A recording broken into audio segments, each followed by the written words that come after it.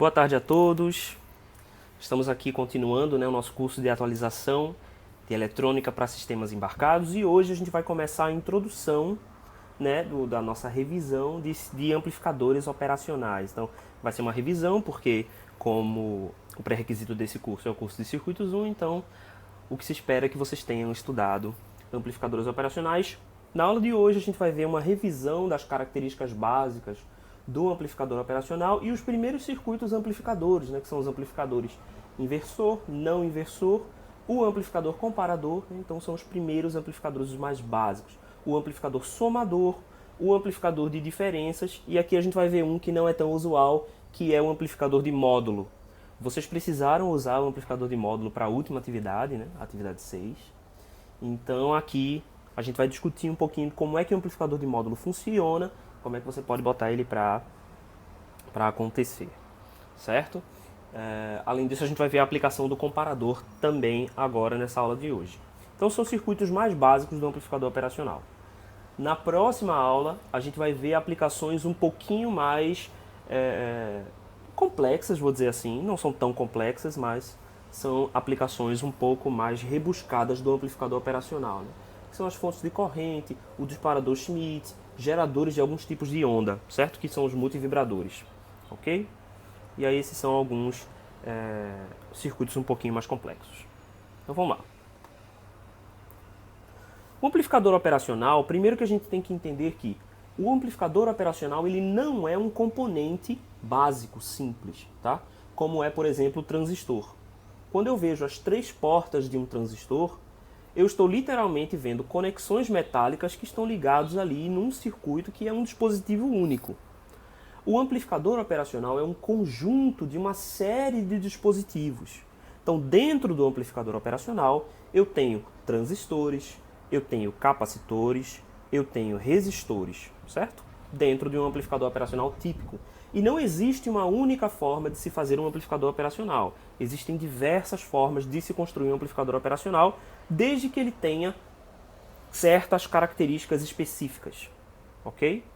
Qualquer circuito que possua essas três características que a gente vai mostrar aqui agora, classifica-se como um amplificador operacional. E de fato, cada fabricante de amplificador operacional tem um circuito interno diferente. Então o bloco, a gente pode dividir o amplificador operacional em três grandes blocos. O primeiro bloco será o bloco de entrada, o segundo bloco será o bloco de ganho e o terceiro bloco, o bloco de saída. A gente pode chamar de blocos ou estágios, estágio de entrada, estágio de ganho, estágio de saída. Existem várias formas de fazer esses três estágios, formas diferentes, E se você conseguir essas características das quais a gente vai comentar hoje, o seu circuito qualifica-se para ser um amplificador operacional. Só para a gente contextualizar, os blocos de estágio de ganho a gente estuda no nosso curso da Rural, na disciplina de Eletrônica 1. Os blocos de estágio de saída e estágio de entrada a gente estuda na nossa eletrônica lá na UAXA, na Universidade Federal Rural de Pernambuco, a gente estuda eles em Eletrônica 2. Então, um aluno que cursou Eletrônica 1 e Eletrônica 2 está aí apto a poder entender o circuito interno de um amplificador operacional e construir um amplificador operacional a partir de transistores e resistores, certo? Como a gente faz na disciplina de Eletrônica 2, uma das práticas é você recriar um amplificador operacional, calcular todos os parâmetros e botar ele para funcionar. Só que antes da gente entender os circuitos internos do amplificador operacional, a gente precisa entender como é que ele se comporta externamente.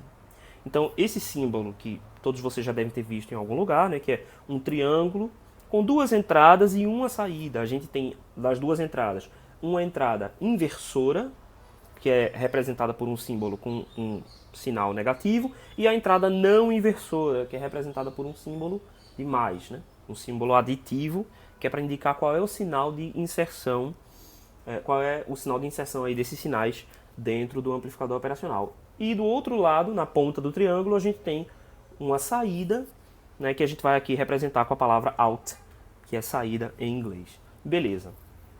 A relação entre essas três saídas, ou melhor, a relação entre essas três portas é o que vai dar a característica do amplificador operacional, certo?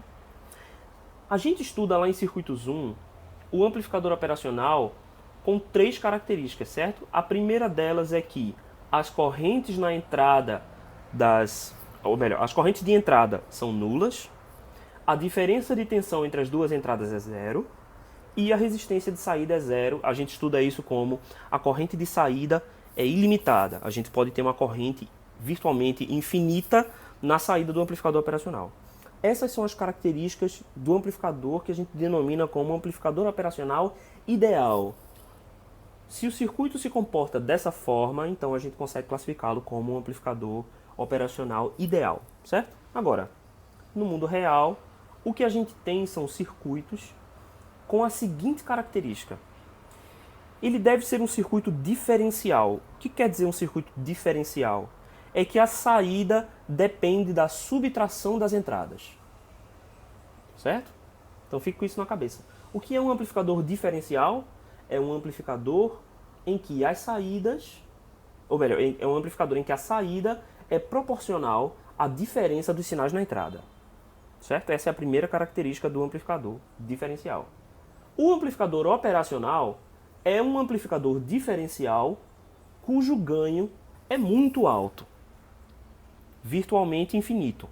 Na prática, a gente vai ter esse ganho em torno de 10 a quinta, ou seja, 100.000 volts por volt, certo?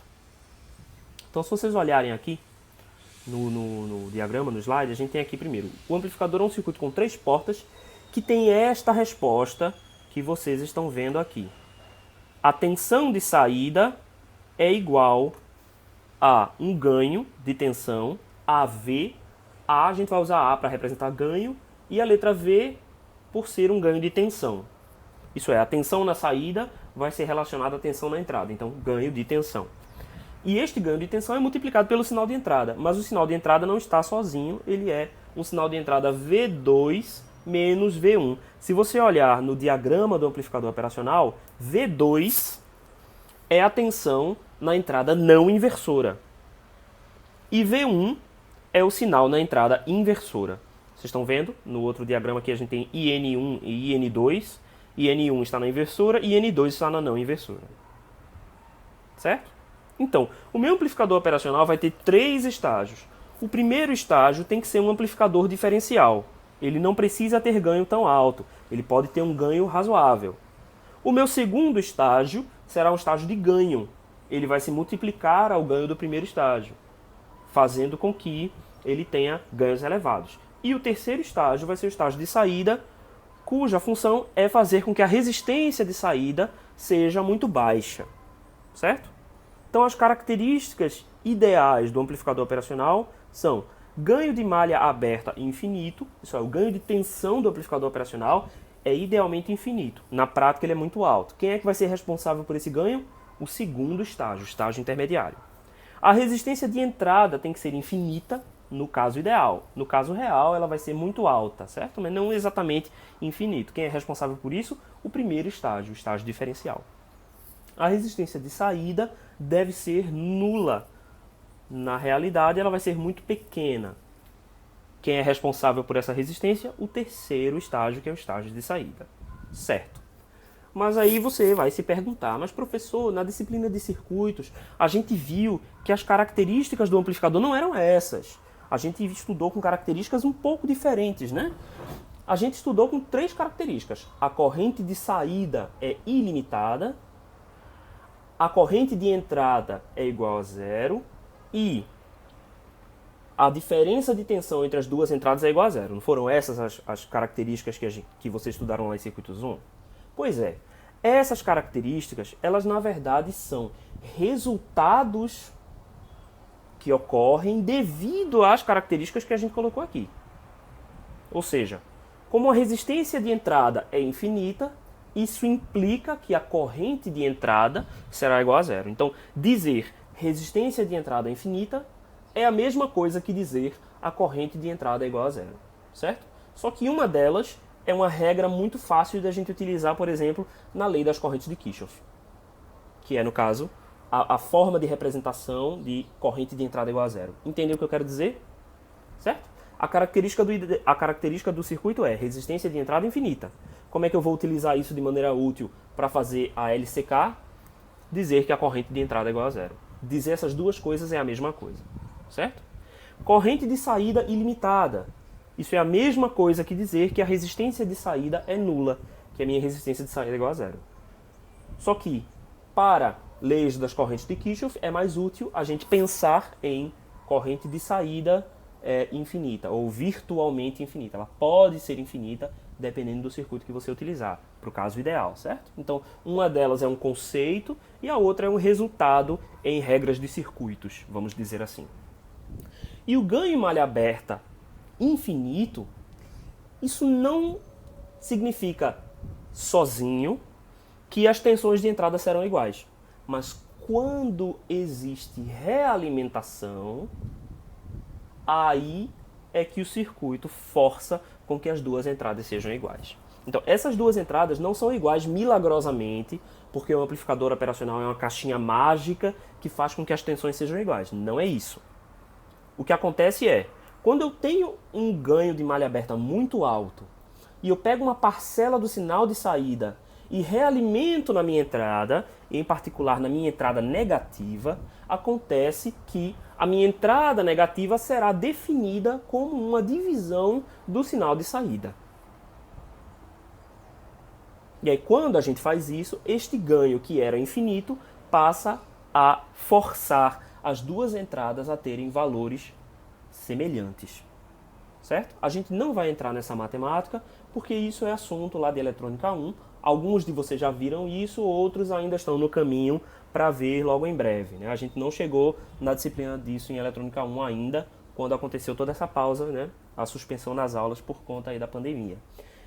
Mas existe uma regrinha que a gente inverte a equação e a gente consegue mostrar com muita facilidade que quando o ganho de tensão AV tende a infinito, V1 tende a V2. Então o que acontece aqui é um limite, certo? Quando o ganho em malha aberta tende a infinito, V1 vai tender ao valor de V2. Agora é claro, se a gente tiver isso na mente o tempo todo só para resolver cada um dos circuitos, isso é mais complicado. É muito mais fácil a gente manter na cabeça memorizado que a tensão nas duas entradas é a mesma. Mas vocês estão entendendo o que eu quero dizer? Essas tensões não são iguais por magia ou porque o circuito sabe, milagroso. Não. O que acontece é, eu pego uma porção do sinal de saída e jogo de volta na entrada. Ao fazer isso, eu estabeleço uma relação matemática que vai se manifestar como um limite. E esse limite, em que AV tende a infinito, vai fazer com que V1 tenda a V2. Sim, exatamente, João. V1 tende a V2. Logo, V2 menos V1 tende a zero. Não é a mesma coisa eu dizer isso? Certo? Se V1 tende a V2, V2 menos V1 tende a zero. Certo? Então, são duas formas de dizer a mesma coisa. A diferença de tensão entre V2 e V1 vai tender a zero. Ok? Beleza. Então, todo mundo relembrou quais são as três regrinhas? Então, as três regrinhas, quando a gente for usar o circuito do amplificador operacional, as correntes de entrada são iguais a zero, a diferença de tensão nas entradas é igual a zero e a corrente de saída é virtualmente ilimitada. Beleza, então o amplificador mais básico que a gente tem aqui é o amplificador inversor.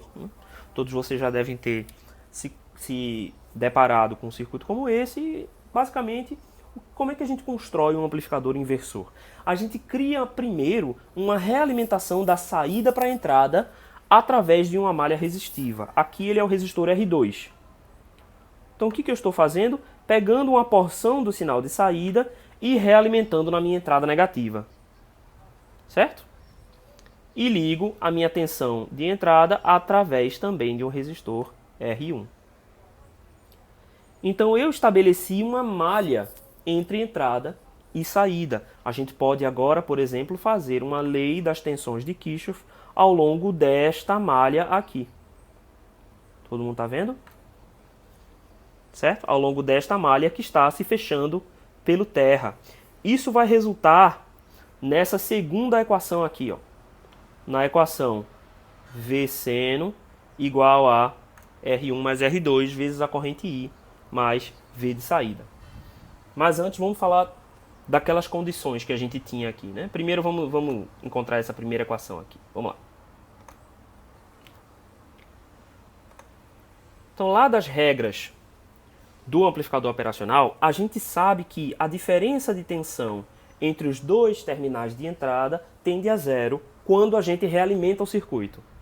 Então, eu sei que se na entrada positiva eu tenho um aterramento, né, eu estou aterrado na entrada positiva, então eu sei que na entrada inversora eu também terei 0 volts, certo? Então está aqui representado por esse zero. Ok, essa é a primeira coisa que a gente sabe desse circuito. A segunda coisa que a gente sabe desse circuito é que a corrente de entrada nas duas entradas é igual a zero. Então, eu sei que a corrente que flui por R1, qualquer que seja esta corrente, tem que ser exatamente igual à corrente que flui por R2. Certo? Então, aqui eu vou ter uma corrente I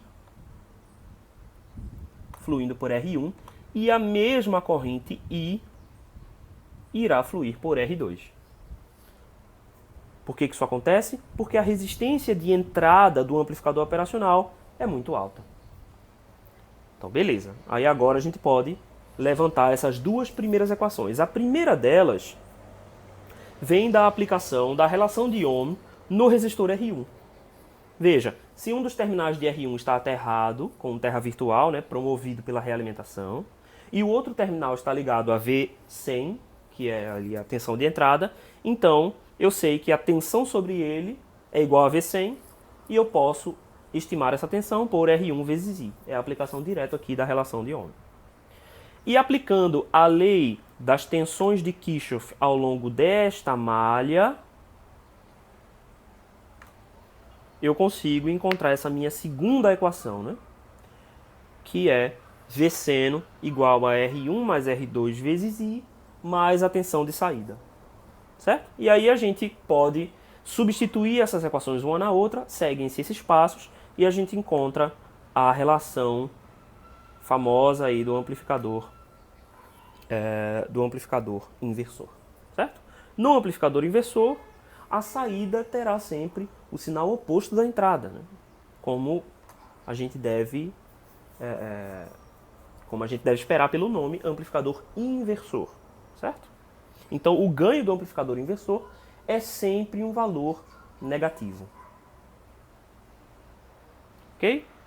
Beleza. A segunda aplicação mais simples do amplificador operacional é o amplificador não inversor, que é justamente aquele que vai ter um ganho positivo.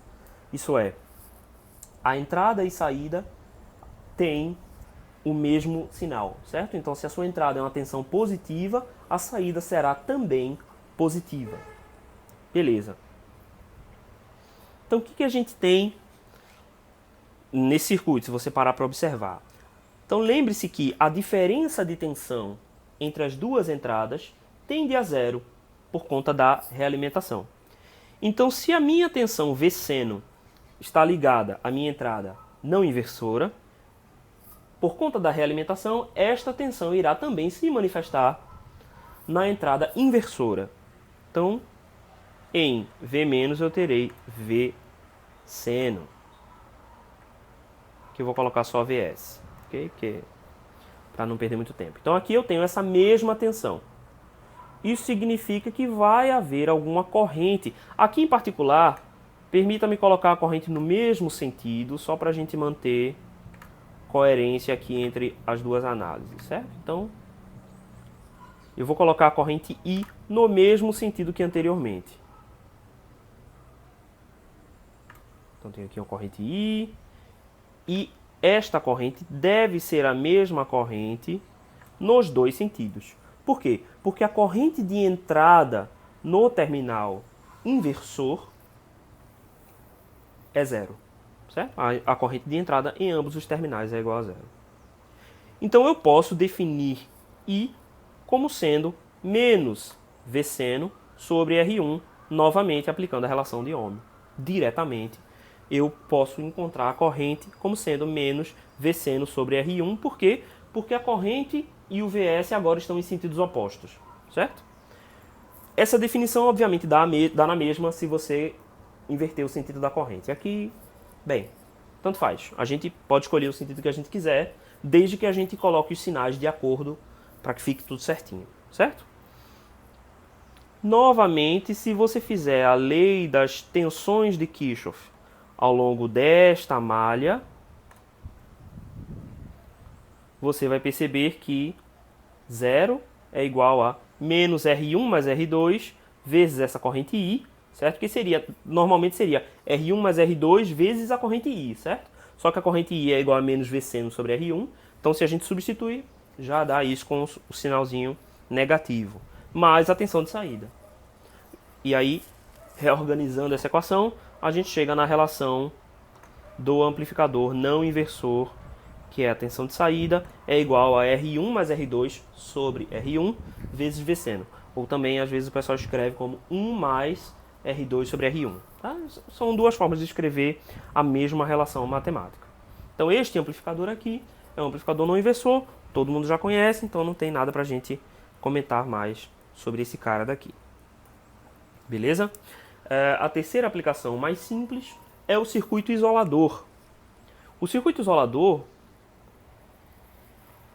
ele pode ser interpretado como um amplificador não inversor que faz R2 ser igual a zero e R1 ser igual a infinito. Pare e observe esse circuito aqui, né?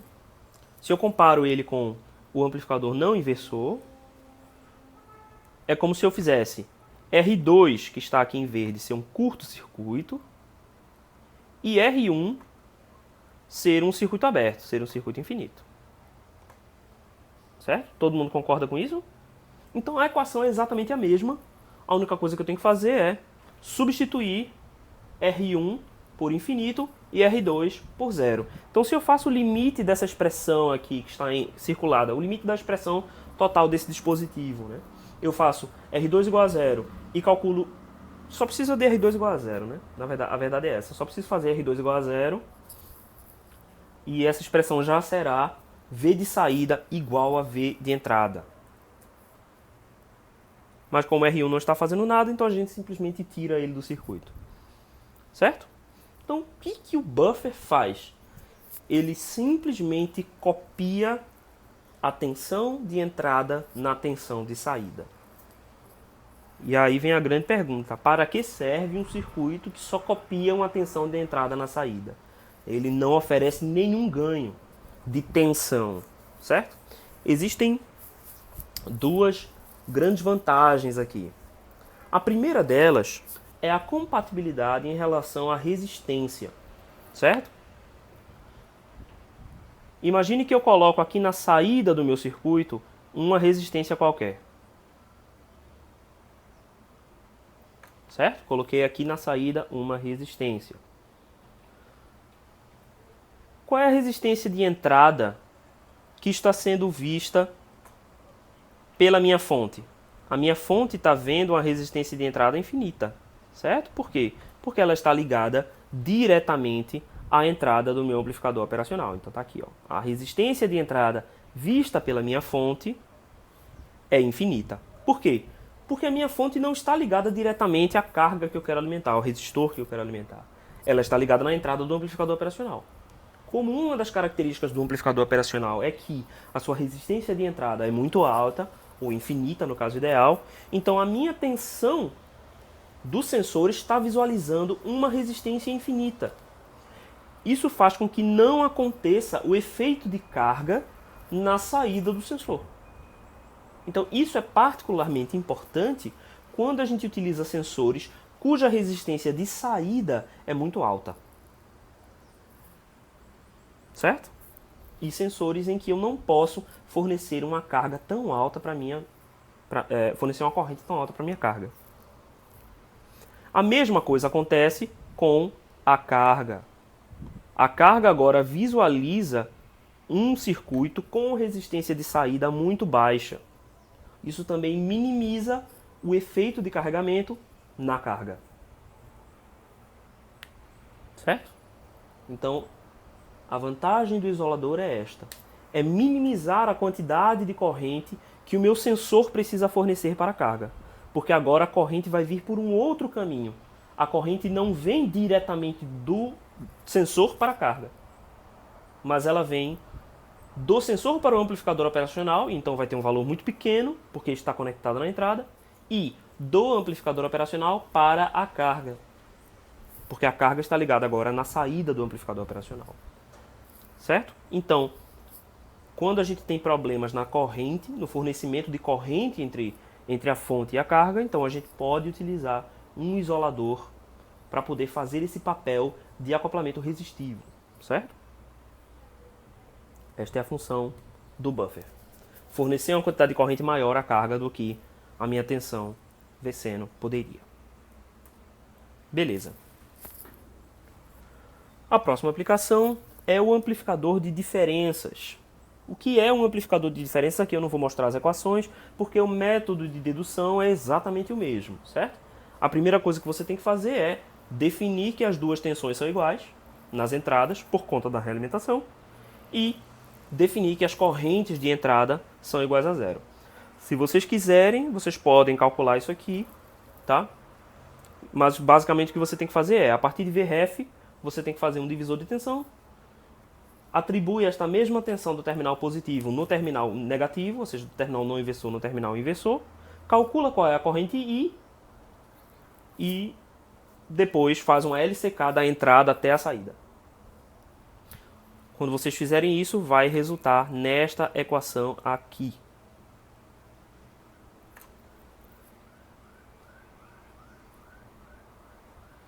A gente chama esse amplificador de amplificador de diferenças porque ele vai fazer a diferença entre o sinal aqui V-seno e o sinal V de referência, certo? Agora, esta subtração é ponderada e ela é ponderada pelos valores dos resistores. Outra forma de você calcular essa equação é você utilizar o método da superposição. Então você aterra VREF e calcula para V-seno. Você vai ver que esse circuito é exatamente igual ao amplificador inversor. Ou você pode... o passo seguinte é você fazer o contrário. Aterra V-seno e calcula qual é a saída para V de referência. A saída total vai ser a soma das saídas feitas pela superposição, certo? As saídas parciais vão se somar para fazer a saída total. Então também não é difícil de fazer isso. Beleza, tranquilo. Esse circuito tem uma particularidade. Se você fizer R2 sobre R1 exatamente igual a R4 sobre R3, então você faz com que esses dois multiplicadores, ou os pesos das entradas, sejam exatamente iguais. E aí você vai ter na saída exatamente um produto invertido da subtração dos sinais de entrada. Então na sua saída você vai ter Vout igual a menos R2 sobre R1 vezes a tensão de entrada V-seno menos a sua tensão de referência VREF. Então a gente consegue fazer com que a saída seja um produto da subtração dos sinais de entrada. Ok? A gente pode fazer isso com uma ponderação ou pode fazer isso ser exatamente igual para a gente poder cancelar as entradas. Vejam que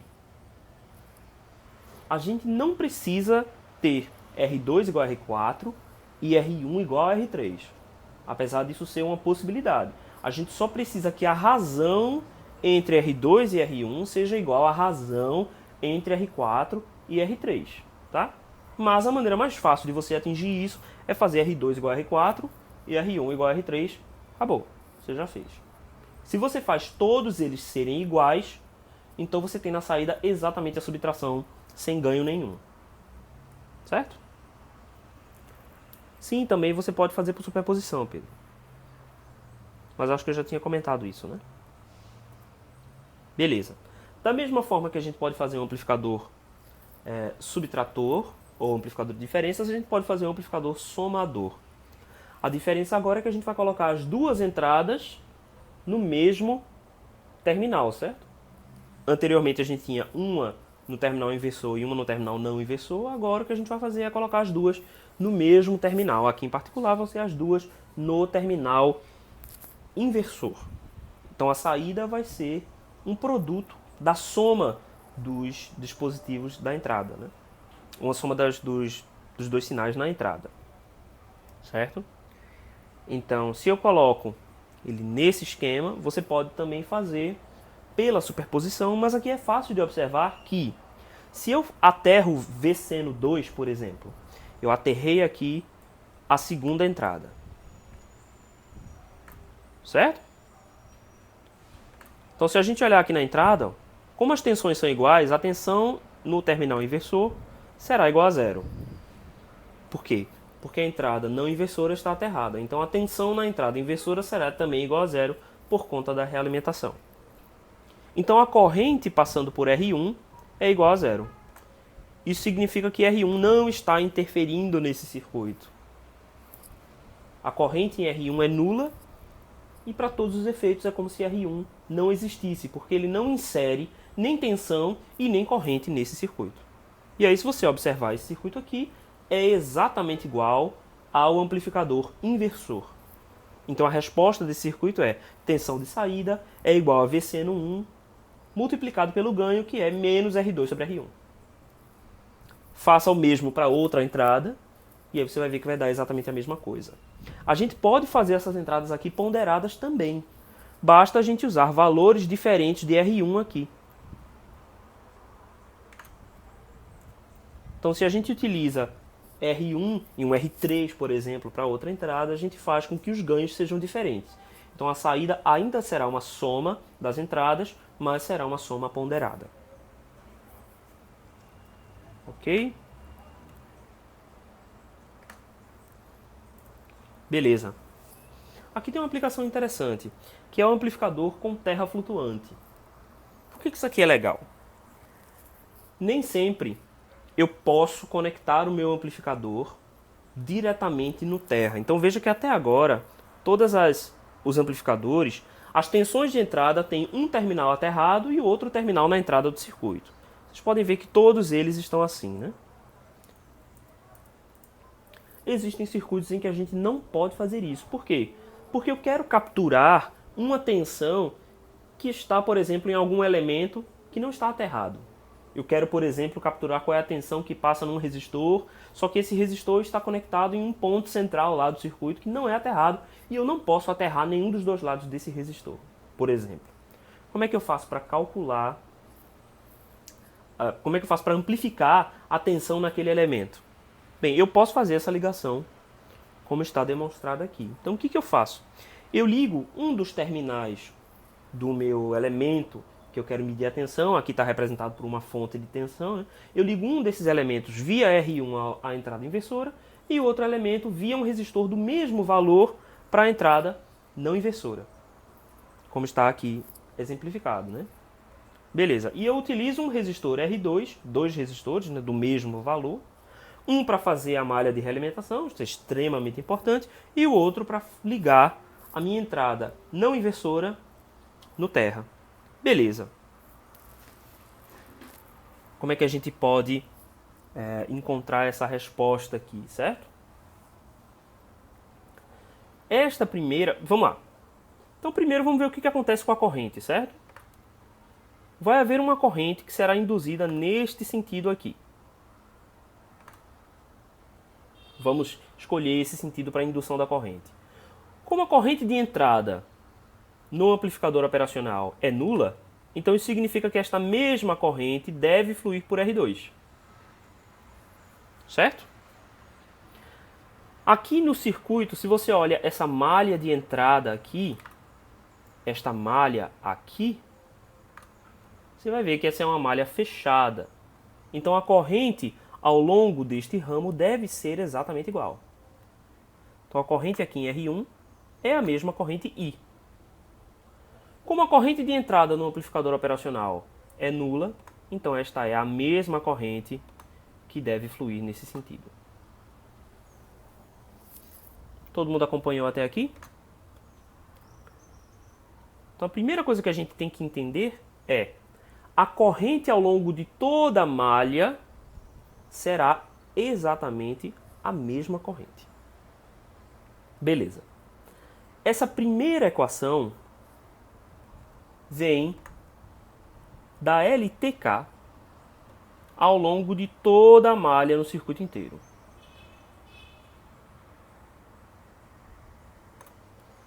Então a LTK ao longo desse caminho verde que está traçado aqui.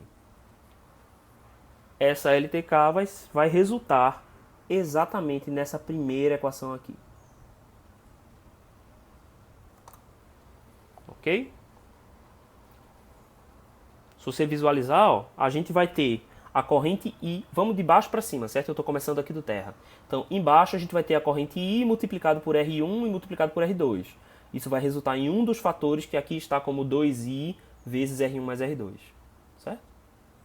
Depois a gente vai ter V seno, só que V seno está no sinal oposto dessa primeira tensão.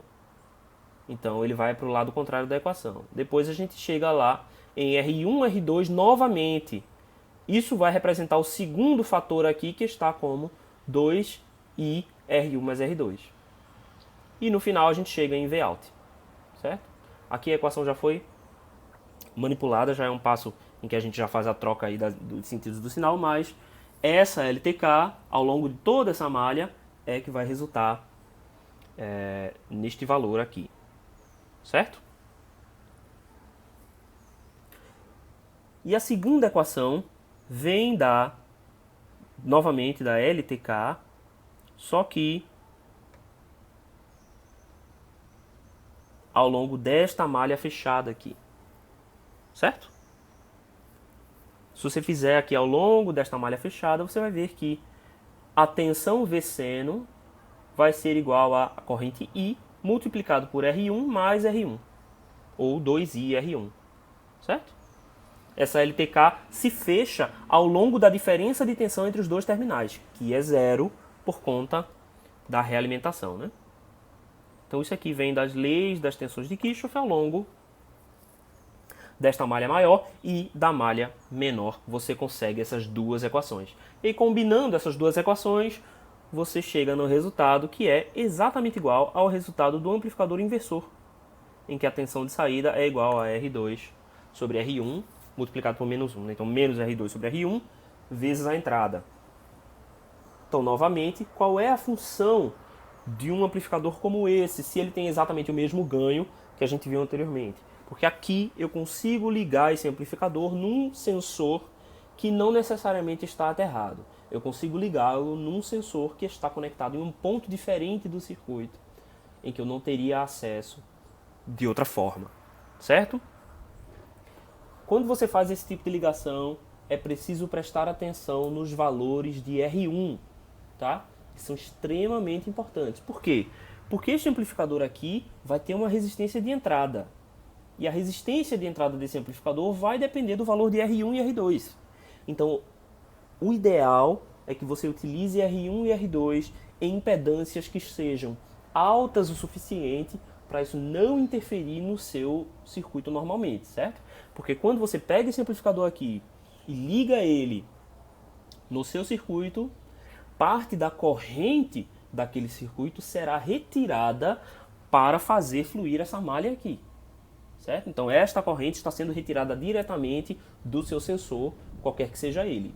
Então se você vai ligar esse cara daqui num resistor do seu circuito, é preciso que R1 tenha um valor muito mais alto do que os outros elementos que estão conectados no seu circuito. Vocês estão entendendo o que eu estou falando aqui, né?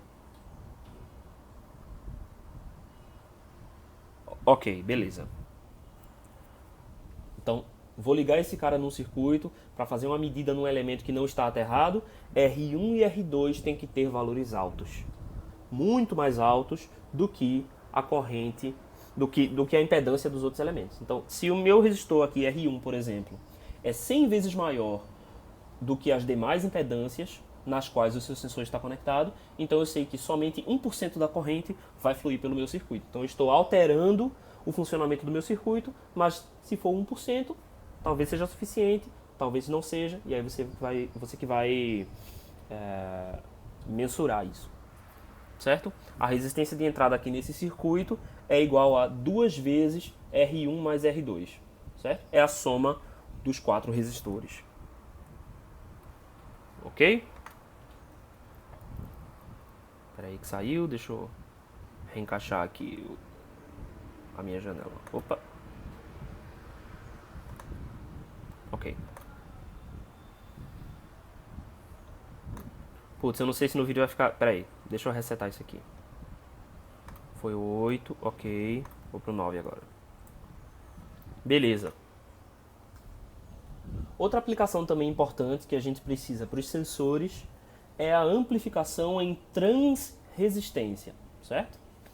Existem sensores que devolvem as suas informações em níveis de tensão, mas também existem sensores que devolvem a sua leitura em níveis de corrente.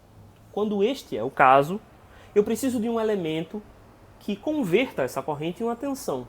Por quê? Porque a maioria dos sistemas que a gente utiliza são sistemas que funcionam com tensão. Então, por exemplo, se você vai fazer uma leitura na porta analógica de um microcontrolador, essa conversão vai ser uma conversão de nível de tensão. Na porta do seu conversor AD, ele espera que a entrada seja um nível de tensão e não um nível de corrente.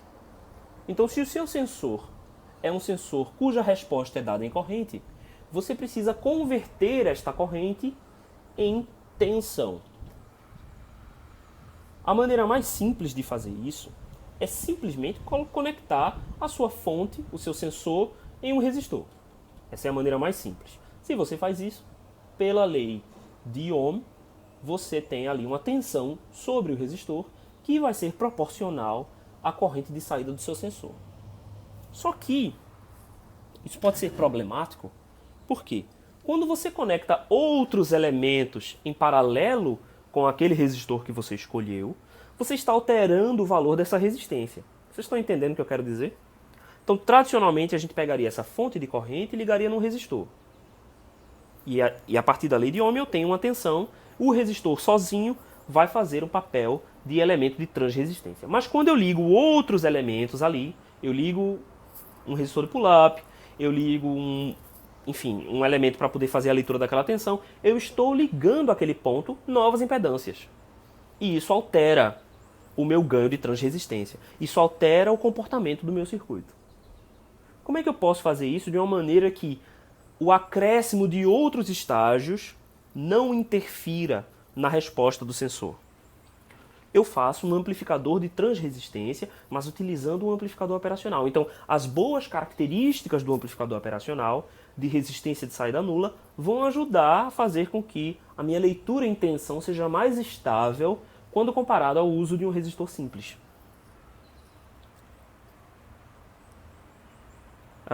Marcos Paulo está perguntando que se fosse direto da entrada do CI, por exemplo, um resistor seria suficiente?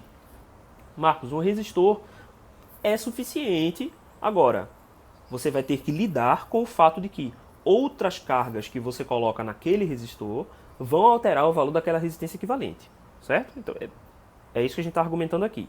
Só um resistor é suficiente, já basta. Se você tem um sensor de corrente e liga ele em paralelo com o resistor, pela regra de Norton, você já pode converter esta relação corrente-resistência em tensão-resistência. Lembra? Então você pode substituir qualquer fonte de corrente em paralelo com o resistor, é equivalente a uma tensão, é equivalente a uma fonte de tensão em série com o resistor, matematicamente igual, certo? Então qualquer resistor já faz o trabalho. Porém, se eu ligo no mesmo nó outras resistências, eu estou fazendo variar aquela resistência equivalente. Então, quando eu faço a minha relação agora de Norton-Devenant, o que acontece é que aquela minha resistência de Devenant não é mais puramente o único resistor que eu coloquei ali. Ele é o resistor em paralelo com qualquer outra carga que eu conectei no mesmo ponto. Como é que eu faço para impedir essa relação de acontecer? Eu utilizo um amplificador operacional nesta configuração que vocês estão vendo aqui. Por quê? Porque a resistência de saída do amplificador operacional é idealmente nula. Então qualquer resistência que eu esteja vendo na saída do meu amplificador, em paralelo com a resistência de saída, vai ser igual a zero. Então qualquer coisa que eu ligar ali a partir de Vout, Qualquer carga que eu ligar aqui depois de Vout, vou colocar aqui uma resistência só para exemplificar. Liguei um resistor aqui em Vout. O resistor mais feio que vocês já viram ser desenhado na vida de vocês. Então qualquer resistor que eu ligo aqui não vai interferir na minha relação de transformação. Vocês estão entendendo? Qual que é a importância da ligação do amplificador operacional? Por quê? Porque esse resistor aqui, que está em vermelho, estará em paralelo com a minha resistência de saída do amplificador operacional. Então essa resistência não vai valer. Ela não vai influenciar o circuito por conta da resistência de saída do meu amplificador operacional. Agora, qual vai ser a relação de transformação? Qual vai ser o ganho de transresistência, né? Então, se vocês olharem aqui, a corrente do sensor não pode entrar na entrada inversora, porque a corrente de entrada é nula. Então, ela vai fluir completamente pelo resistor R. E agora eu vou fazer uma lei das tensões de Kirchhoff, só que ao longo desta malha aqui. Certo?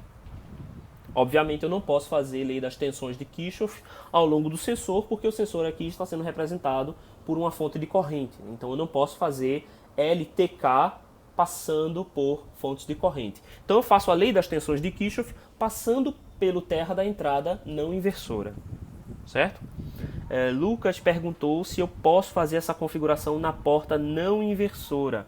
Não, você não pode fazer essa configuração na porta não inversora.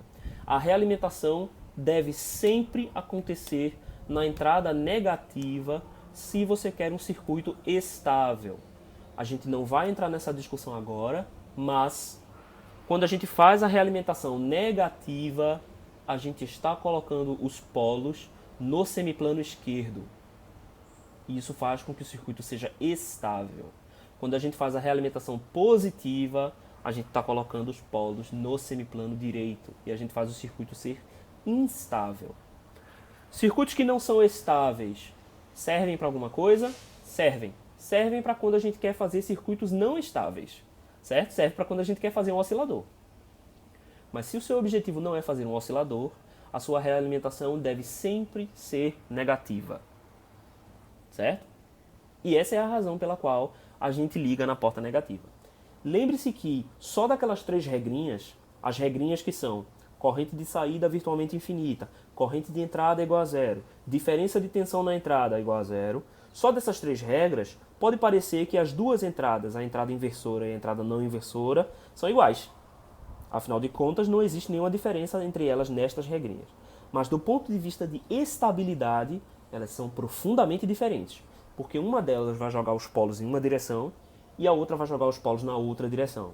Uma das direções é estável e a outra direção é instável. Então, para circuitos estáveis, sempre se utiliza realimentação negativa. Certo. Ok. Então, beleza. Mas aí vocês já viram que esse tipo de circuito provoca uma saída negativa, né? Então, o ganho de transresistência é um ganho negativo. Se a gente quer inverter esta tensão, a gente precisa colocar um segundo amplificador, que agora vai ser um amplificador inversor. Aqui no exemplo, esse amplificador inversor tem ganho 1, tem o ganho unitário, né? Mas ele não precisa ter ganho unitário. Ele pode ter o ganho que você quiser, tá? E isso não é problema nenhum. Como o segundo amplificador é um amplificador inversor, então ele vai inverter novamente o seu sinal, certo? Então a sua entrada aqui era um sinal positivo de corrente, passou a ser um sinal negativo de tensão, e depois é invertido novamente, então vira um sinal positivo de tensão. Não tem problema nenhum, certo? Lembrando que amplificadores operacionais, eles são alimentados por fonte de tensão, certo? Então seu amplificador terá 2 fontes de alimentação, uma fonte positiva e uma fonte negativa, certo? Se o seu amplificador tem alimentação simples, o que é alimentação simples? A alimentação simples é quando eu tenho aqui um VCC, eu tenho VCC aqui, vai demorar para escrever, mas vamos lá. VCC, e do outro lado na outra alimentação eu tenho terra.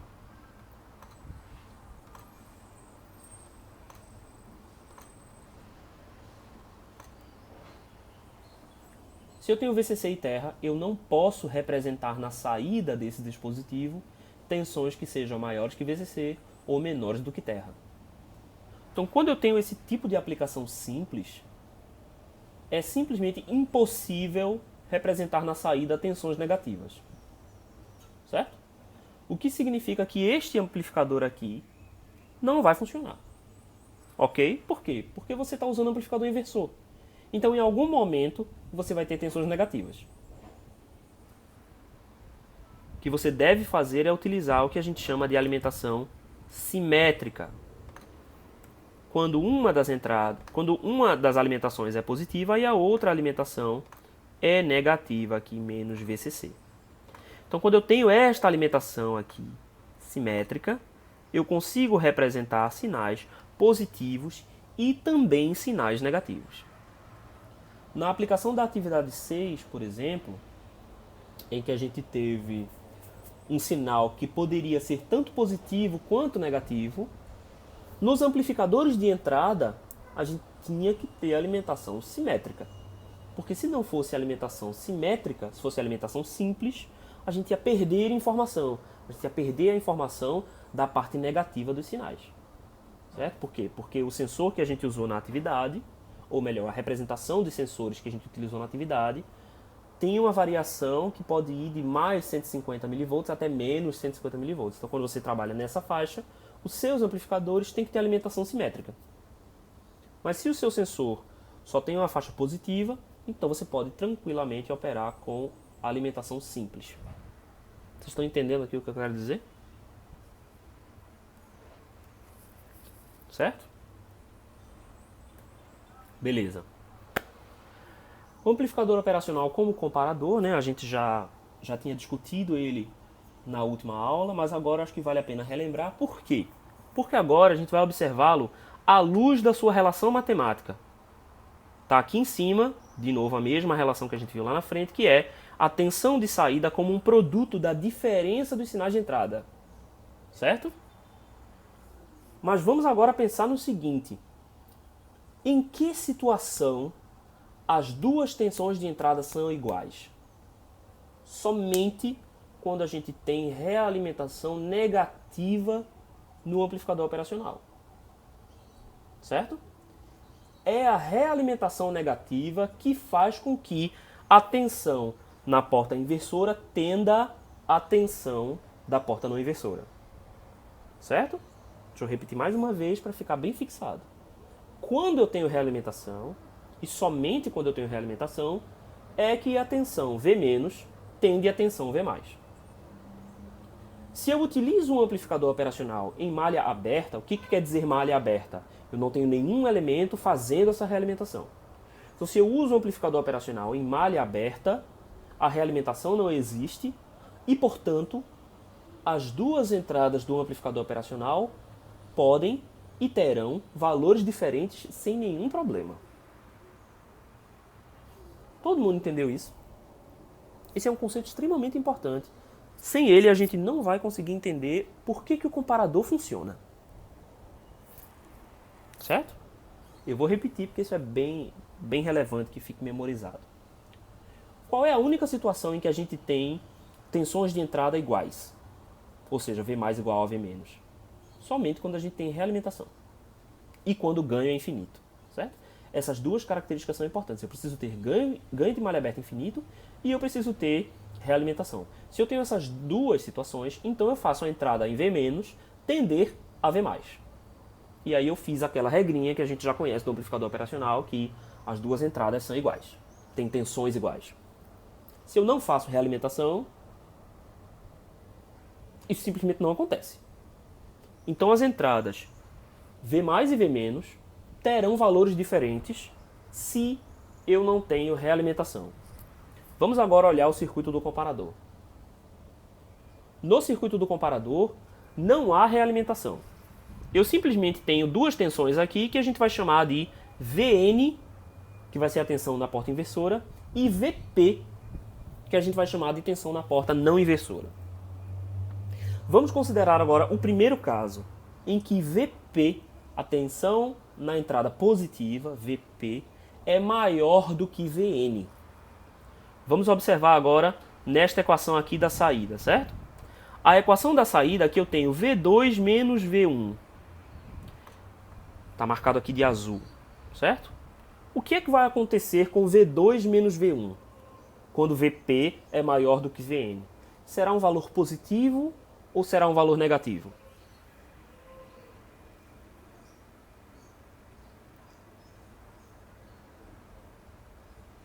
Qualquer pessoa pode responder.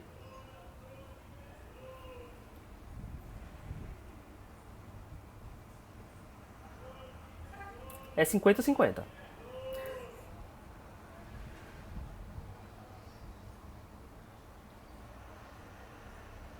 Ah, gente, meu chat congelou. Gente, ó, cacete. Vamos lá. A alimentação simétrica tem que ser feita por um dispositivo específico ou eu posso fazer alguma inversão de uma única fonte positiva e os dois valores negativo e positivo?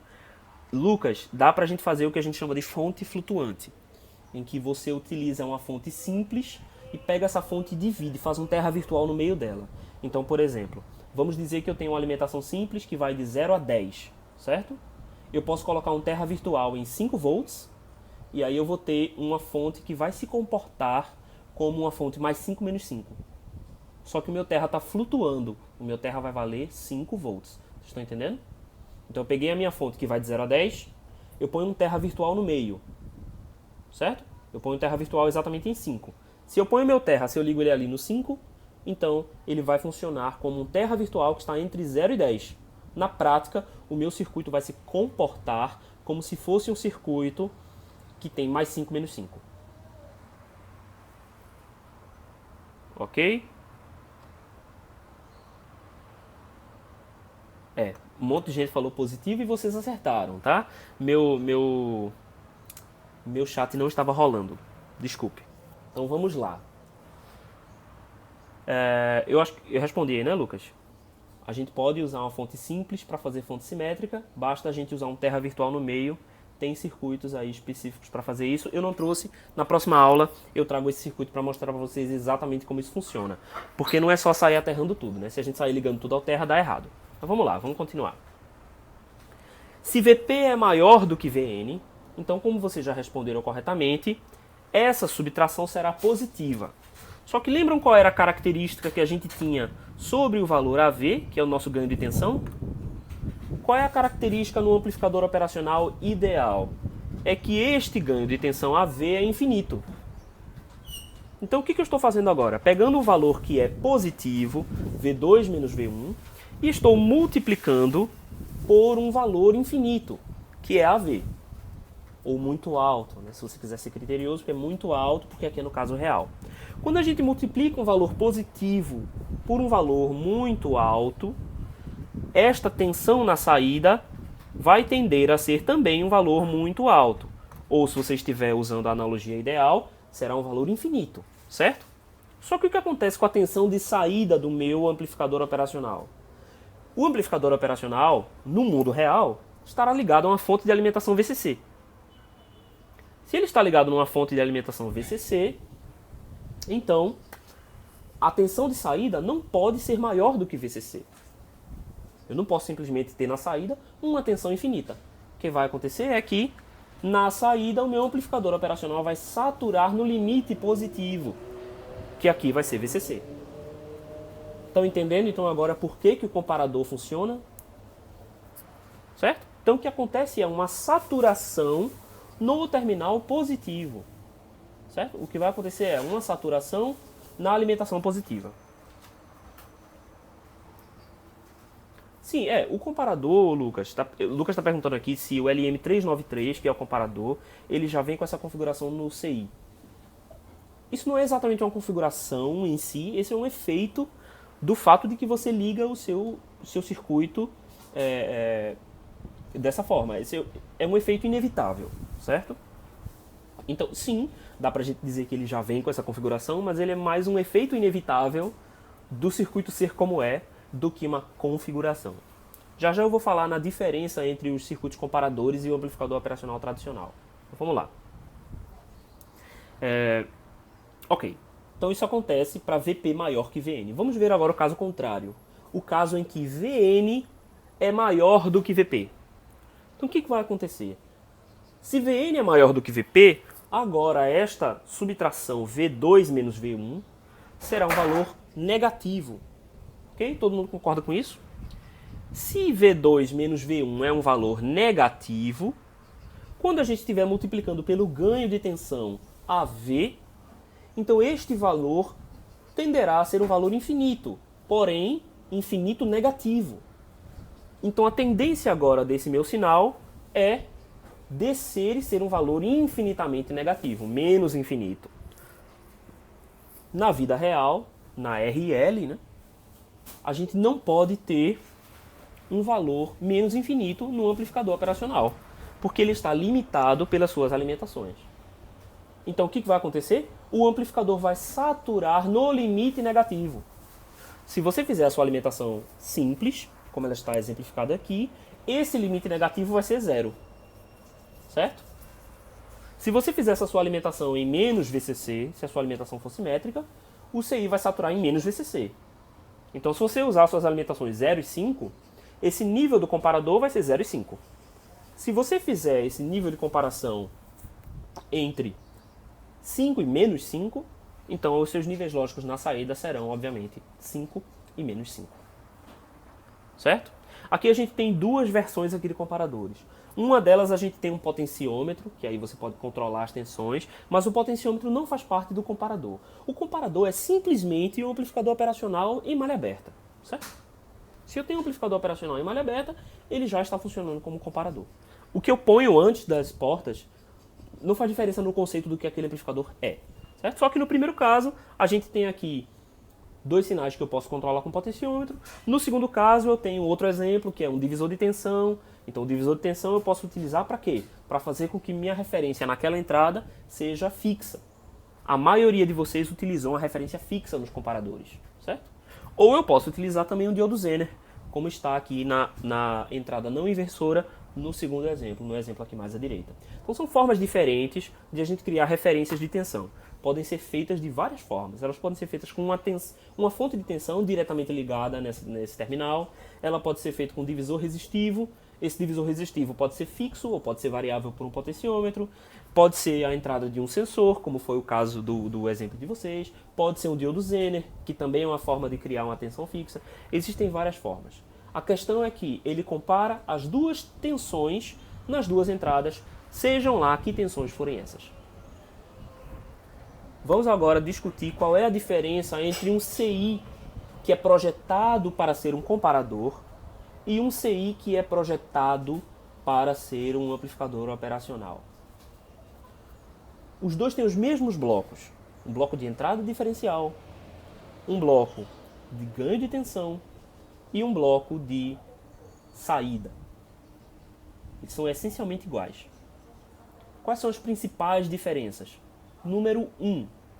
O amplificador operacional, que é feito para amplificação de sinais, ele precisa ser mortalmente linear. É extremamente importante que o circuito amplificador operacional seja linear. Senão, ele vai causar distorção nos seus sinais de entrada. Um comparador não precisa ser linear. Por quê?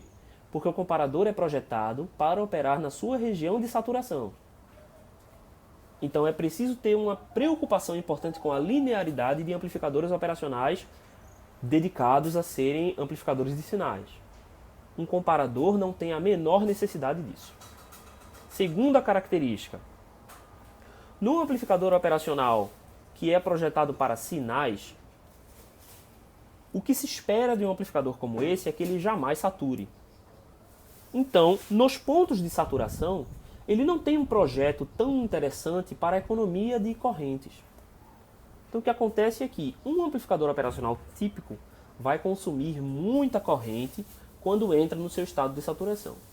Ele vai ser energeticamente ineficiente quando comparado a um comparador. O comparador é um amplificador operacional especialmente projetado para operar na sua região de saturação. Então, ele vai ter a tensão mais próxima de VCC. A queda de tensão entre o nível de saturação e VCC é menor. Ele chega mais próximo de VCC. Então, ele já tem essa diferença aí em relação à sua operação. Ele é otimizado para a operação na região de saturação, enquanto o amplificador operacional é otimizado para a região média, certo? Para não operar na região de saturação. Essa é a segunda diferença. A terceira diferença é que o amplificador operacional tradicional, o seu estágio de saída tem que entregar a sua saída no formato tensão tradicional. Já o comparador, ele tem uma terceira opção. Ele tem a opção de saída em coletor aberto. Lembram lá dos circuitos da gente, TTL e CMOS? Certo? Lembram que existe a opção de saída coletor aberto? E o que a gente fazia com essa saída coletor aberto? A gente conectava um resistor de pull-up na saída? Pois bem, o comparador pode ou não ter essa opção. E essa é a principal razão pela qual a maioria de vocês não conseguiu fazer o comparador funcionar. Porque vocês não olharam no datasheet que alguns comparadores possuem saída em coletor aberto, que a gente discutiu lá na aula de TTL. Se vocês quiserem, vocês podem voltar lá. Mas o coletor aberto, qual é a função dele? Eu posso pegar esse coletor aberto e ligar num resistor de pull-up ao nível de VCC que eu quero. Qual é a principal vantagem disso? Eu posso ligar o meu resistor de pull-up em uma tensão diferente do VCC do amplificador operacional. Certo? Então eu posso, por exemplo, ter o meu amplificador operacional comparando tensões de mais 10 a menos 10, mas a minha saída lógica ser limitada em 0,5 volts.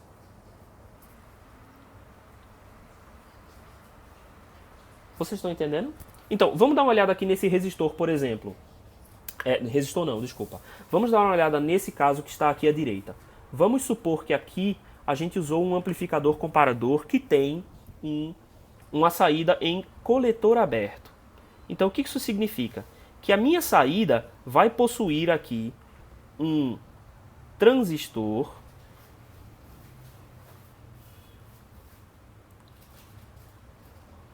Nossa, esse desenho foi muito ruim, mas eu espero que vocês consigam entender o que está acontecendo aqui, certo? Dentro do meu amplificador, todo mundo está conseguindo entender o que está acontecendo aqui? Ok, então vamos lá. Quando o meu circuito tem saída em coletor aberto, o que isso significa? Significa que o meu último componente ele não é um nível de tensão, ele é um transistor, certo? E na saída, no meu conector de saída, o que eu tenho é um circuito como esse de coletor aberto. Então eu não tenho uma saída de tensão. O que eu tenho na saída é o coletor de um transistor. Entendeu, Jean? Um amplificador operacional normal vai ter um nível de tensão na saída. Um amplificador comparador pode, ou não, mas ele pode ter um coletor na saída. Então você vai ter que entrar no seu amplificador operacional e olhar lá, certo? Você vai ter que olhar se ele é saída de coletor aberto ou se ele é saída de tensão normal. Aí o que é que você tem que fazer quando você tem coletor aberto? Você precisa pegar um resistor e ligar na saída um resistor de pull-up.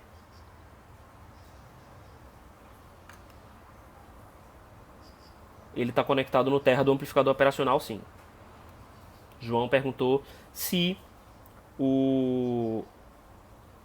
João Vitor perguntou se o transistor está conectado no terra do amplificador operacional. Sim, ele vai estar conectado no terra do amplificador operacional por uma conexão interna, certo? Mas isso aí você vai ter que ver também no seu datasheet, certo? Então, qual que é a diferença aqui, ó? Eu posso, por exemplo, ligar esse resistor de pull-up aqui em mais 5, certo?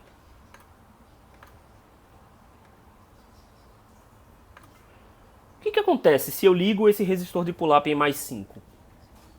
O meu amplificador operacional está limitado, o meu comparador aqui no caso, está limitado a 2,5. Mas se o meu resistor de pull-up está ligado em 5 volts, o meu nível alto, meu nível lógico 1, será 5 e não 2,5. Vocês estão entendendo? Por quê? Porque o nível lógico na saída vai estar definido pelo meu resistor de pull-up. A grande vantagem desse tipo de aplicação é você poder comparar valores que estejam acima do limite de TTL, que é 5 volts. Certo? Então eu posso, por exemplo, operar o meu comparador. Em geral, eles operam até 30 volts, 40 volts. Então vamos supor que na minha entrada eu tenho um sinal muito alto, de 20 volts, por exemplo. E eu tenho que comparar esse sinal de 20 volts, mas a minha saída tem que estar no nível TTL. Meu nível TTL é 0,5. Então eu posso utilizar o meu comparador nos limites de 30 volts. E na saída eu ligo o meu resistor de pull-up a o nível TTL ou o nível desejado, 5 volts, por exemplo. Certo? Por exemplo, quando eu uso o RS232, esse tipo de comunicação via RS232 acontece no nível de tensão mais e menos 12 volts. Então, se eu utilizo um comparador no nível Max 232, se ele tiver coletor aberto, eu posso na saída converter esse sinal para TTL, que seria mais 5. Certo? Sem precisar fazer um outro conversor. A própria saída do amplificador operacional me permite fazer essa conversão com muita facilidade. Certo? Se for necessário utilizar 2 níveis diferentes de tensão, o comparador de coletor aberto permite essa utilização. Certo? E aí o que a maioria de vocês fez foi, nos seus projetos, vocês simplesmente não consideraram esse resistor, não colocaram o resistor e aí ele não funciona. Ponto. Certo? Se vocês não colocarem o resistor, não vai funcionar. E a maioria de vocês fez isso. Alguns me perguntaram e eu consegui orientar, os outros eu não sei. Eu vou dar uma olhada nessa atividade agora, por esses dias agora. Eu vou corrigir as atividades da semana passada. Tá? E aí eu vou poder dizer pra vocês certinho. Da semana passada não, eu vou corrigir da semana 2, né? E aí eu vou poder dizer a vocês, dar um retorno melhor aqui do que aconteceu. Beleza. Por fim, a gente vai ver no amplificador, que foi a maior dor de cabeça de vocês, eu acho, agora, nessa última atividade, que é o amplificador de módulo. Certo? O que é um amplificador de módulo, vamos dizer assim? Na verdade, ele é conhecido como retificador de onda completa de precisão. A gente sabe que o retificador de onda completa, ele produz na saída o módulo da entrada. No entanto, ele tem a queda de tensão nos diodos D1 e D2. Então, por exemplo, para o sinal que vocês utilizaram para essa atividade, que era de 150 mV, esses sinais não são grandes o suficiente para excitar diodos, já que os diodos vão ali precisar de 600 a 800 mV para operar. Além disso, vocês, no retificador de onda completa, vocês têm 2 diodos para excitar. Uma das formas de fazer isso, ou melhor, a forma mais simples de fazer isso, era amplificar o sinal de entrada. Então você simplesmente amplificava, fazia com que esse 1.5 tornasse uma tensão muito maior, multiplicava por 10, por exemplo, e aí ficava 1.5 volts. E aí, beleza, você consegue operar. Essa era a forma mais força bruta, vamos dizer assim. A forma mais sofisticada é utilizar o retificador de precisão. Então, o que ele faz? Ele produz na saída um sinal que seja o módulo da entrada. Então vamos analisar esse cara daqui. A gente tem dois amplificadores.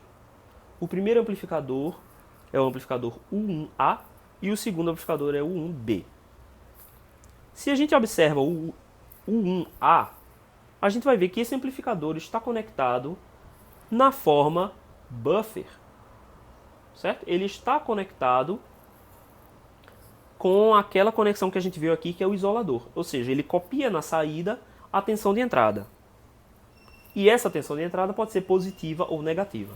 Sim, não custa nada lembrar que, para esta aplicação, obviamente, os amplificadores operacionais têm que ter a alimentação simétrica. Tá? Se o seu sinal pode ser tanto positivo quanto negativo, a sua alimentação tem que ser simétrica. para poder ter excursão suficiente para ambos os sinais possíveis, certo? Então vamos lá. Então isso significa que a tensão de entrada vai ser copiada na saída do primeiro amplificador, do amplificador A, certo? Se essa saída é positiva ou negativa, isso vai fazer com que os diodos D1 ou D2 sejam excitados. Usou o ideal, usou o diodo ideal, não foi, Yuri? Não, tudo bem. Então vamos lá. Não, aqui não dá problema você usar um diodo comum ou o diodo ideal, ele vai funcionar de toda forma, certo? Porque como os diodos estão na malha de realimentação, então a tensão do 0,7 ela vai ser minimizada pelo ganho de tensão. A tensão que vai ser percebida aqui é a tensão 0,7 do diodo dividida pelo ganho em malha aberta, AV. Então no limite ela vai tender a zero, certo? Porque AV é muito maior do que 0,7, tá? Mas, ô Yuri, tu não me mostrou já o teu circuito? Não já funcionou? Qual o problema? Não dá problema não. Vamos lá. Como é que funciona quando a entrada é positiva? Quando a entrada é positiva, D2 será diretamente polarizado. Então veja aqui, se você olhar aqui, ó, como eu tenho terra ligado aqui via R3, então se a minha tensão de saída no amplificador operacional é positiva, então D2 estará diretamente polarizado. Quando D2 está diretamente polarizado, então a minha entrada do circuito irá acontecer na entrada não inversora. Percebe? O meu sinal está sendo alimentado na minha entrada não inversora. Então este amplificador aqui será o amplificador não inversor. Qual que é o ganho do amplificador não inversor? 1 mais R2 sobre R1. R2 já está aqui, né? R2 é o resistor da malha de realimentação. Mas agora vamos prestar atenção em R1, né? R1 é a impedância equivalente vista nesta direção. Na direção aqui indicada com a setinha azul. R1 é 1K, beleza. Só que R1 está em série com quem? R1 está em série com a própria entrada do amplificador operacional. Então a resistência vista nesta direção, na direção da seta azul, será R1 mais a resistência de entrada do amplificador operacional, que idealmente é igual a infinito. Então a resistência vista, que aqui vai tomar o lugar de R1 na fórmula, vai ser uma resistência infinita. Então quando a gente lembra daquela equação ali do amplificador não inversor, vai ser 1 mais R2 sobre R1. Quando a gente faz R1 tender a infinito, R2 sobre R1 vai tender a zero. Então o ganho 1 mais R2 sobre R1 vai tender a 1. Todo mundo entendeu? Certo? Então o ganho desse circuito é igual a 1. Quando a minha tensão é positiva, certo? E isso acontece por essa razão aqui, que R1 estará em série com a entrada do amplificador operacional. Então R1 vai tender a infinito. Beleza. Vamos olhar o caso contrário. O que acontece quando a minha tensão de entrada é negativa? Meu D2 agora estará reversamente polarizado. Pela mesma razão, né? D2 agora vai estar no caminho contrário. E D1 estará diretamente polarizado.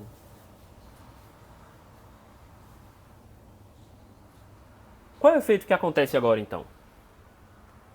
A minha entrada positiva está aterrada, certo? Lembre-se de que não há corrente fluindo por R3.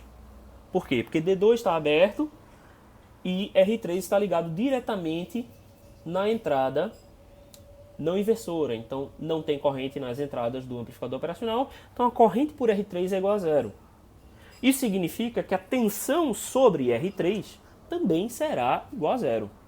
Certo? Porque R vezes I. Se a corrente é igual a zero, a tensão sobre o resistor é também igual a zero. Então isso implica que a tensão sobre R3 é exatamente igual a zero. Como o resistor está realimentado, então a tensão em V-, a tensão na porta inversora, irá tender à tensão na porta não inversora. Então a tensão aqui neste nó também será igual a zero. Todo mundo concorda com isso? Certo? Então, se esta tensão aqui é negativa, então o diodo D1 estará diretamente polarizado. Veja aqui a orientação de D1, né? D1 está apontando aqui de cima para baixo e a tensão também decresce nesse mesmo sentido. Então D1 estará diretamente polarizado. E onde é que vai estar a entrada de sinal? V1 vai ser copiado aqui, através da realimentação aqui do primeiro amplificador operacional. Então, através dessa realimentação do primeiro amplificador operacional, ele faz com que a entrada negativa do primeiro amplificador operacional tenda à entrada V de entrada, VIN. Certo? Esta mesma tensão está sendo alimentada no circuito nessa direção. Se você observar com cuidado, você vai notar que este é o amplificador inversor. Todo mundo concorda com isso? Porque o amplificador inversor é aquele em que o terminal não inversor está aterrado e o sinal é alimentado no terminal inversor. Então, qual que é o grande truque desse circuito? Através do uso de D1 e D2, eu faço com que o meu amplificador U e B, funcione ora como amplificador não inversor, ora como amplificador inversor. Além disso, ele funciona aqui. Quando o sinal é negativo, ele inverte. E quando o sinal é positivo, ele só copia. O truque está aí. Então, este amplificador B vai funcionar ora como amplificador inversor, ora como amplificador não inversor, dependendo da entrada. Isso é extremamente conveniente quando a gente quer que a saída seja um módulo da entrada. Quem é que vai ser o ganho aqui? Será o ganho do amplificador inversor, que é menos R2 sobre R1. Menos R2 sobre R1. Aí aqui, qual que é o problema, né? A gente tem R2 e R1 com valores diferentes. Ou melhor, a gente pode ter R2 e R1 com valores diferentes. Se a gente tem R2, por exemplo, sendo 2 vezes R1, então a gente vai dar um ganho de menos 2. Só que qual que é o problema aqui? Se eu quero calcular o módulo, o ganho na parte negativa tem que ser igual ao ganho na parte positiva, né? Em magnitude, certo? A magnitude do ganho da parte positiva tem que ser igual à magnitude no ganho na parte negativa. Senão, eu estou fazendo um desbalanço aí. Eu não vou ter exatamente o módulo. Eu vou ter um dos lados multiplicado por um valor maior. Isso não é legal, não é o ideal. Então eu faço com que R2 seja igual a R1 para que este ganho seja exatamente igual a menos 1. Seja igual a menos 1. Certo? Pronto. E aí eu consigo fazer com que o meu ganho seja igual a 1 na fase positiva e seja igual a menos 1 na fase negativa. Se eu quero amplificar o módulo, o que eu faço? Eu ponho mais um estágio. Eu ponho mais um estágio de um amplificador não inversor, por exemplo, e aí eu ponho o ganho que eu quiser. Mas esse circuito funciona mais perfeitamente quando todos os resistores são iguais. Certo? Pedro perguntou aqui qual é a função do capacitor C7. Esse capacitor é um capacitor que controla o caminho da realimentação quando a frequência aumenta. Qual que é o problema aqui? Como a gente viu no amplificador operacional, precisa existir... Eu vou explicar, João, já. Como a gente viu aqui no slide anterior, para o amplificador operacional funcionar perfeitamente, sempre deve existir um caminho de tensão que faça a realimentação do amplificador operacional, certo? Exceto quando a gente vai operá-lo como comparador. Mas se eu estou operando o dispositivo como um amplificador operacional realimentado, eu tenho que ter um caminho de realimentação, certo? Ok. Agora, qual é o caminho de realimentação desse primeiro capacitor? Vamos voltar aqui o circuito para vocês verem. Deixa eu apagar essa linha vermelha. Qual é o caminho de realimentação aqui? O caminho de realimentação para esse primeiro dispositivo é esse aqui, certo? Um diodo em paralelo com um capacitor. O diodo vai ter uma determinada impedância, mas mais do que isso, ele vai ter indutâncias parasitas e ele vai ter capacitâncias parasitas. Quanto mais eu aumento a frequência,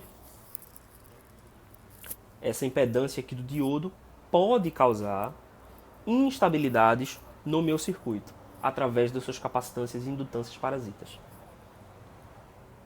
Então isso pode ocasionar uma oscilação no meu circuito para frequências mais altas, dependendo aqui do ganho dos dispositivos. Certo? Então para que eu ponho o capacitor ali em paralelo? Para que em frequências altas ele provoque um curto-circuito aqui, fornecendo um caminho de realimentação de impedância baixa. Certo? Porque o que acontece? No diodo, quando eu começo a aumentar a frequência, as capacitâncias parasitas vão sumir, mas as indutâncias parasitas vão começar a aumentar. Então eu preciso ter o capacitor para ele fornecer um caminho de baixa impedância nas frequências mais altas. Já que esse capacitor em paralelo vai ser 1/SC. Então o capacitor vai impedir que o seu circuito oscile para frequências muito altas. Certo? E isso pode acontecer aqui violentamente, porque o diodo tem característica exponencial, lembra? Então essa característica exponencial tende a gerar harmônicos de frequências mais altas. E esses harmônicos precisam ser destruídos. É para isso que esse capacitor está aqui.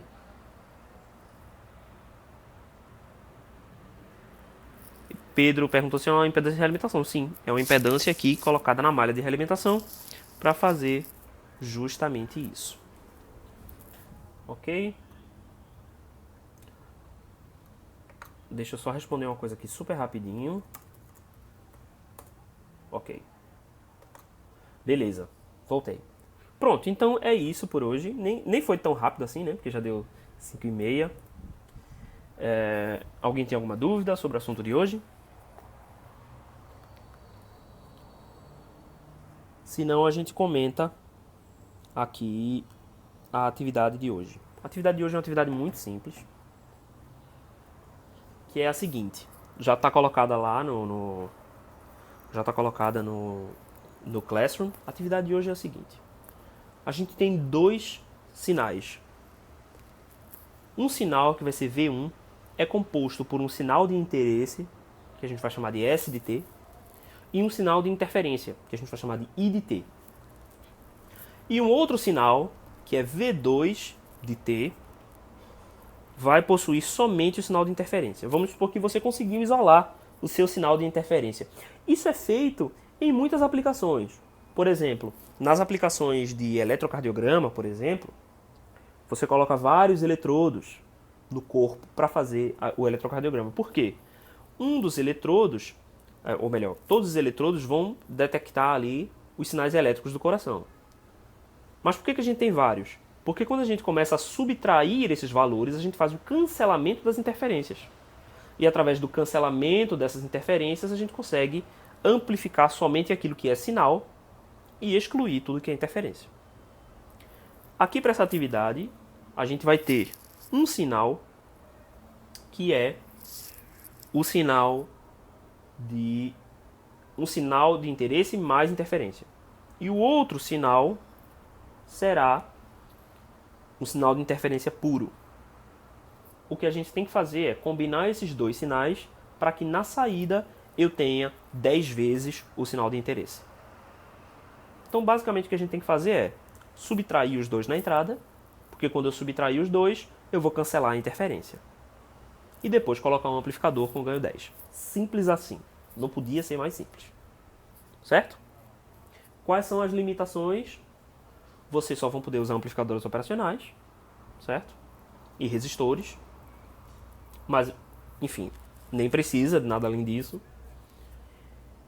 E os seus resistores devem estar na série E12, tá? Então vocês vão poder colocar qualquer valor de resistor desde que esteja dentro dessa série E12. Deixa eu até editar, porque eu não coloquei, eu acho que eu não escrevi isso aqui.